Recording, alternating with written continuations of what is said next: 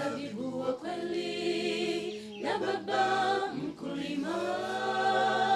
Kila tawi ndani yangu lisilozaa matunda nitaliondoa, nilitupe mbali. Yes, kutoka Mwanza tuko na kwaya kutoka kanisa la SDA. Ni kikundi cha uimbaji ambapo umepata kusikia ala nzuri tamu ya muziki mzuri kabisa iliyotulia, na moja kati ya kitu ambacho nakipenda kwa waimbaji wa SDA ni the harmony ambayo wanatoa kwenye nyimbo zao. Tunaenda kuzungumza nao na kupiga story mbalimbali na kupata kukifahamu zaidi kikundi hichi siku ya leo. Mimi naitwa Favi all the way kutoka Mwanza, na tuko hapa kukuhakikishia kwamba tunakuletea vitu vizuri kabisa.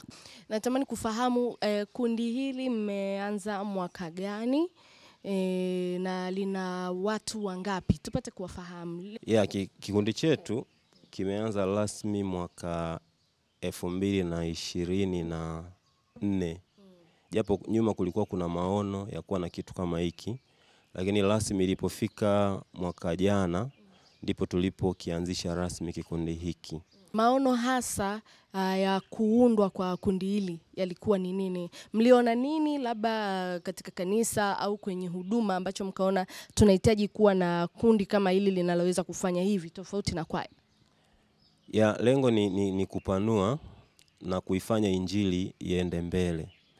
Maana Biblia katika kile kitabu cha Mathayo sura 28 mstari wa 18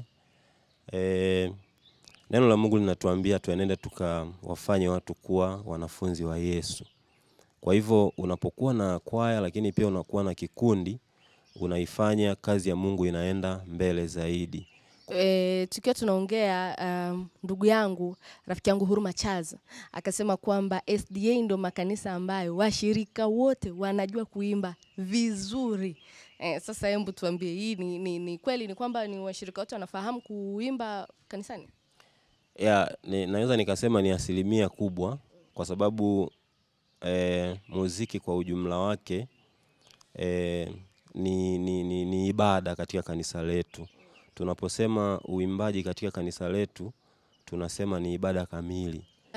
Tunaona sasa kwamba kuna nyimbo ambazo mmesha record na baadhi yake nimezisikia kama 2-3 kama sikosei. Nini maono yenu? 2025 ni hii, mmeanza 2024 lakini mmeanza kwa nguvu kubwa sana kwa sababu sio vikundi vingi ndani ya mwaka unakuta wamerecord na kufanya vitu vikubwa. Kwanza tuna mpango maalum kwa ajili ya kulonji nyimbo zetu ambazo zitasikika hivi punde. Kuna tukio kubwa tumeliandaa, tukio litahusisha watu wengi.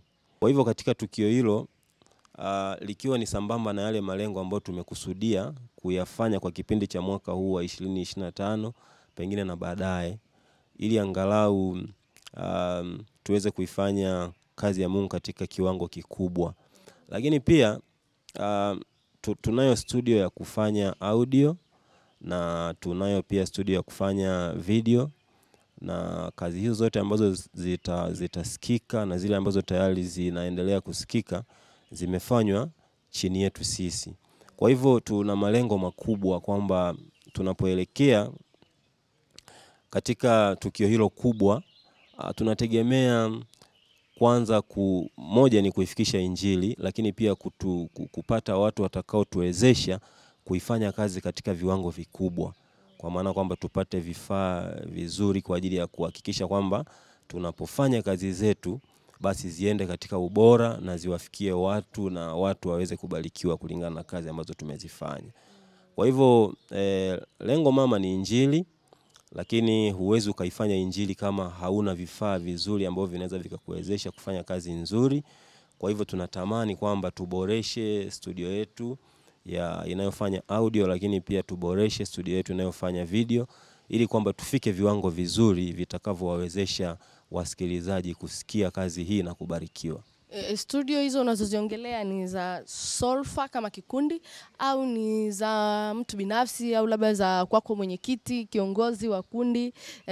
Ni za nani? Ni za kwenu, ni mradi wa kwenu kama kundi?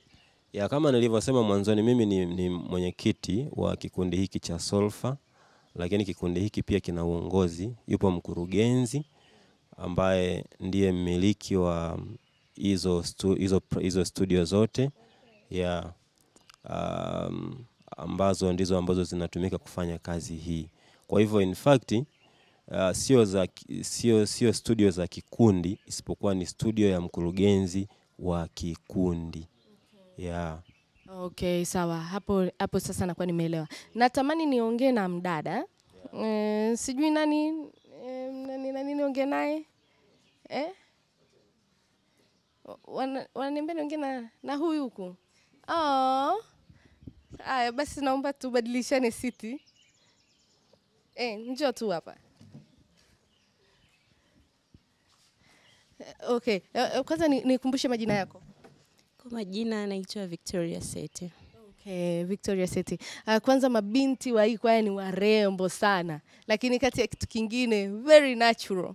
Natamani kujua mabinti wengi tunaowaona wa kwaya za SDA, nywele zao huwa ni natural, hawatumii vitu makeup nini. Mbona Huruma unaniangalia au kwa vile mimi yani hamna mambo mengi, yani mabinti wa SDA. Siri huwa hasa ni nini? Siri ni kujikubali tu. Ni kujikubali. Basi? Ndio. Au ni fundisho ambalo mnapewaga? Kwa sababu kama mbona ni wote, kwa sababu mimi mwenyewe najikubali hata kama ninapaka kidogo na kusuka vitu vingi. Ni kweli Waadventista wa Sabato wengi tunakuwa tuna mtazamo tofauti na watu wengine. Ni kwa sababu ya mafundisho na maadili ambayo tunatoka nayo tangu tukiwa watoto wadogo. Kwa vitu vingine tunaona ni nje ya maadili tuliofundishwa. Mafundisho ambayo mnatoka nayo tangu mkiwa watoto wadogo, labda mnakuwa mnafundishwa nini? Nini hasa ambacho wanawaambia ambacho kinawafanya mnakuwa kwenye hiyo? Siwezi kulielezea sana kwa upana, maana naweza nikawatoa watu kwenye modi, lakini kiukweli kanisa la Adventista wa Sabato na wadada wengi yani tuko tofauti kwa sababu mafunzo na maadili ambayo tunapewa tukiwa watoto wadogo, na tuna vile PFC, AC, ambassadors. Kwa hiyo yani huwezi kuja kanisani umeweka rasta, umeweka nini. Unaona kabisa ni vitu ambavyo haviendani. Kwa mfano sasa ndio mtu wa sasa hivi ambaye nimehamia. Mfano nimehamia sijakulia utoto wangu, sijafundishwa hivyo vitu. Nimehamia sasa hivi kama hivi sasa nimeamua kuja kanisani. Hiyo inakuwaje? Mtaanza kunifundisha au yani inakuwaje? Ukija tutakufundisha, tutakupa mafundisho ambayo wewe mwenyewe taratibu utajikuta vile vitu hauwezi ukavizingatia sana. Ni maadili na mafunzo ambayo tutakupatia. Okay. Na wakati wa harusi inakuwaje? Bibi harusi labda anaruhusiwa kujipamba kidogo, labda ndio siku yake kubwa ile. Hivyo ni kidunia tu, lakini ni point kubwa ni kwamba ukijikubali, Mungu amekuumba wewe jinsi ulivyo. Jikubali wewe jinsi ulivyo, asili yako. Kwa vitu vingine tunaweka, lakini point kubwa ni kujikubali. Mungu amekuumba wewe ni mzuri tu. Hata uweki kitu gani. Yani ni kama vile tunakuwa tunamkosoa Mungu. Alivyotuumba sio sahihi. Kwa tunajiwekea vitu ambavyo yani tunaona Mungu alikosea hapa, alipunguza hapa, ngoja niongeze hapa. Lakini point kubwa ni kujikubali na kuona mimi nilivyo harisi ndivyo Mungu alivyoniumba. Okay. Basi sawa, tutaendelea kujikubali na sisi huku. Na nimeangalia hapa hata masikio watu hamjatoga. Kwa kweli. Tutaendelea kujikubali. Tunaendelea kujifunza pia na tunajifunza vitu vingi kutoka kwa watu tofauti. Na tukikutana na nyie mkiwa hamshei au muongei hivi vitu, watu wa nje wanakuwa hawafahamu. Lakini mtu anapofahamu, mtu anaposikia, ndio namna ya kujifunza. Bila shaka leo kuna mtu atasikiliza hii na ataondoka kwamba okay, so ninaweza kujikubali vile nilivyo. Bila shaka kuna mtu ambaye anafanya hivyo kwa sababu hajikubali. Lakini kwa sababu ya hichi ambacho wewe umezungumza, kuna mtu ambaye atafika mahali atajikubali na ataanza kufanya vitu kwa tofauti. Tashukuru sana, nimefurahi sana kuwepo hapa leo. Labda kuna chochote ambacho mwenyekiti unatamani kuongezea? Mwishoni nilitamani kutoa wito kwa wadau wa muziki huu wa Injili kutoa sapoti kwetu. Kama nilivyosema mwanzoni katika yale maelezo yangu, kama kikundi tumeandaa tukio maalum ambalo litawahusisha watu mbalimbali ambao tumepanga kualika, ambalo litafanyika tarehe 25 mwezi wa 5 mwaka huu wa 2025. Tukio hilo linalenga kufanya uzinduzi wa nyimbo 5 kama nilivyokushasema mwanzoni, na tunaamini kwamba litakuwa tukio kubwa.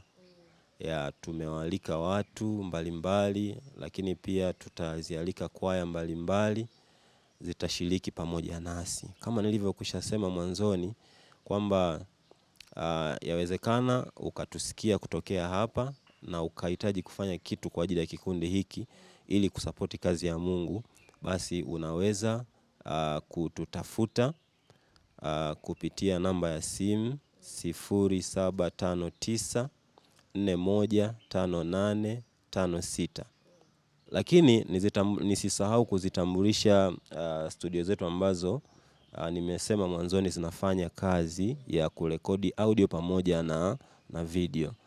Ni Dan D Media Production, ambayo makao yake makuu ni hapa jijini Mwanza, na tunaweza kufanya kazi sehemu zozote zile ambazo unaweza ukatuhitaji. Sawa, nashukuru sana. Nimefurahi kuongea na nyie, nimefurahi kupiga story na nyie.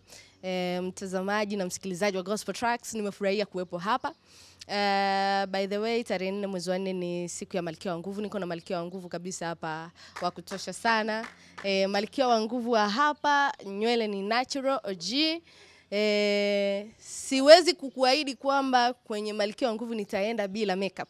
Hilo siwezi kukuahidi, au kwamba sintoweka rasta, hilo pia siwezi kukuahidi. Lakini ninachoweza kukuahidi tu kwamba na mimi najifunza kutoka kwao. Natamani tuimbe tena wimbo mmoja tukiwa tunamaliza.